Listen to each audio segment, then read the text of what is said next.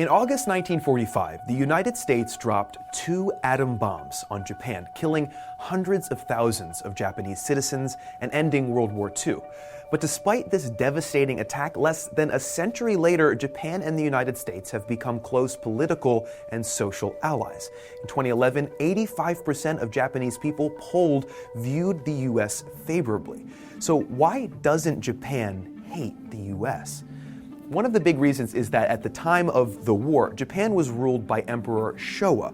His policies plunged the country into financial crisis and increased military power.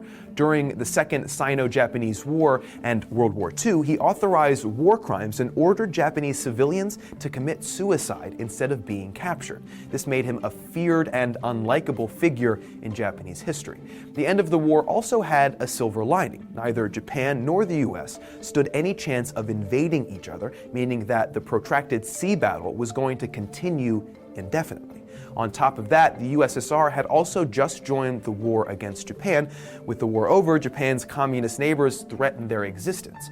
But from 1945 to Japan's independence in 1952, the United States occupied and rebuilt the country with a heavy emphasis on growth and stability. They promoted New Deal policies to help the economy, pushed for labor rights and unions, and dismantled existing monopolies and overhauled the education system.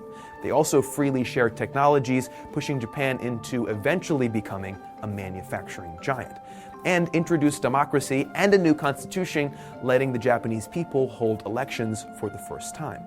Essentially, American involvement in post-war Japan, along with their significant financial support, launched the country into one of the biggest economic recoveries in recent history.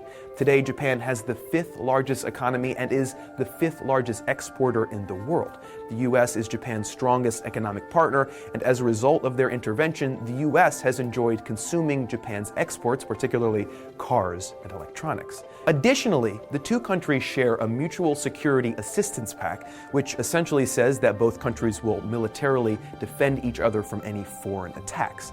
These efforts, in addition to lessened tensions as subsequent generations have shifted their priorities, has led to a close and complementary relationship between the two countries.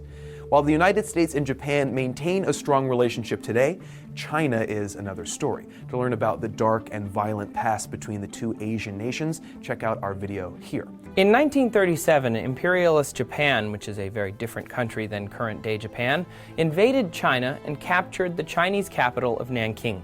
Thanks for staying with us here on TestTube. We'll be back tomorrow, so please subscribe.